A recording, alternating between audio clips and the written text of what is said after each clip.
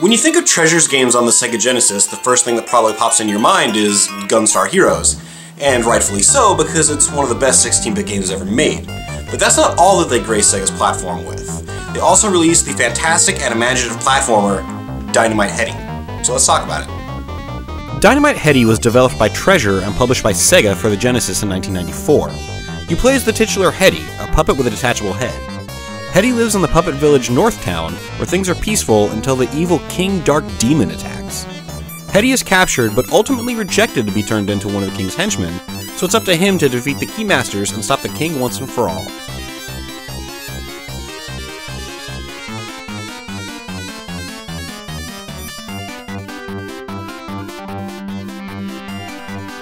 Along the way, he's pursued by the Troubled Bruin, another no-good puppet who's jealous of Headdy's popularity.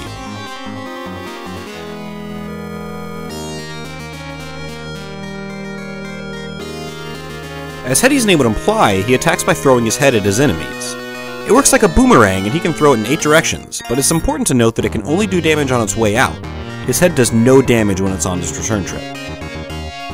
In addition to attacking, Headdy can use his head to knock around obstacles or grab onto hangman puppets, which slingshot him upwards. This is actually a lot of fun, especially in more challenging sections where you need to grab onto multiple hangmen in sequence without touching the ground.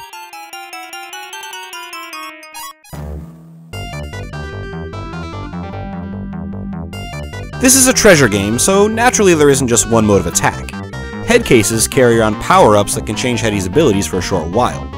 These will let you suck in collectibles, shoot homing stars, stick your head to walls, increase your damage, make you invincible, or even allow you to sleep to regain your health, among others.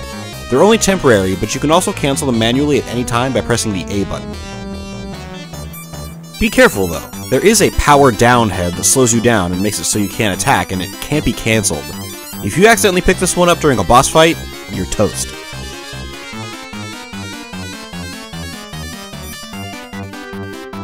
Speaking of bosses, in appropriate Treasure fashion, they're huge and totally insane looking.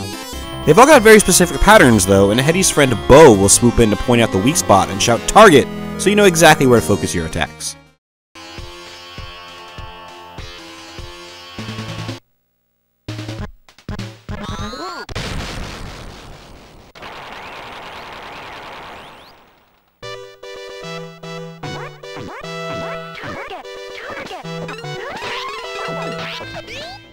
All of this leads to really unique platforming with huge levels featuring branching paths that are built around the different abilities Headdy can acquire. Sometimes you'll need the hammerhead to destroy certain blocks in your paths, or the pinhead so you can wall jump up a tall chasm. It keeps the game from feeling too linear, which adds to the game's overall themes of imagination and exploration. On top of all that, there are even side-scrolling shooter levels with 3 unique heads for Headdy: a chicken, a biplane, and a missile, each with their own strengths and drawbacks. Even on these levels, you're encouraged to experiment. And that's what makes Dynamite Headdy so interesting. There's just nothing else like it. Treasure's raison d'etre is making all these bonkers and off-the-wall action games that no one else can make, and Dynamite Headdy has their fingerprints all over it. If you played and enjoyed Gunstar Heroes, and there doesn't really need to be any distinction there because if you played it, you enjoyed it, but you're going to feel right at home with Dynamite Headdy. The game's presentation is different enough to feel unique, yet similar enough to give you a comforting level of familiarity. Lots of sound effects are reused, but it doesn't really come off as lazy. It feels more like how the Wilhelm scream is used in so many different movies. The level design is pretty fantastic as well. Not content with just huge platforming levels and flying levels, there are also a few other surprises sprinkled along the way that break up the routine and really put your skills to the test.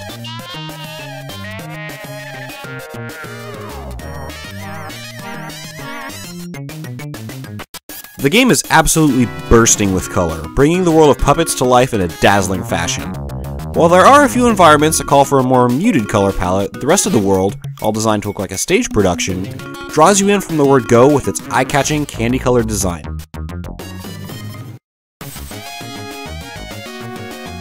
Don't let the saccharine look fool you though. Dynamite Headdy is a tough game. The game is pretty challenging at the beginning, but the second half ramps up considerably, and if there's a way to earn extra continues, I haven't found it.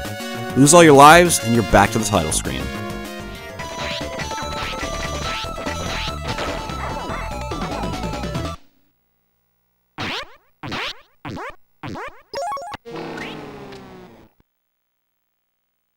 While normally that's controller-bustingly frustrating, there is a level select code to make it all a little more manageable. At the title screen, press Start, and with Start Game highlighted, press C, A, Left, Right, B. Fans of Gunstar Heroes and other Treasure games are going to fall in love with Dynamite Headdy immediately. And like every game that I talk about, it's really not that hard to come by. A loose copy is going to run you about $10, and a complete in-box copy is going to run you anywhere from $20 to $25.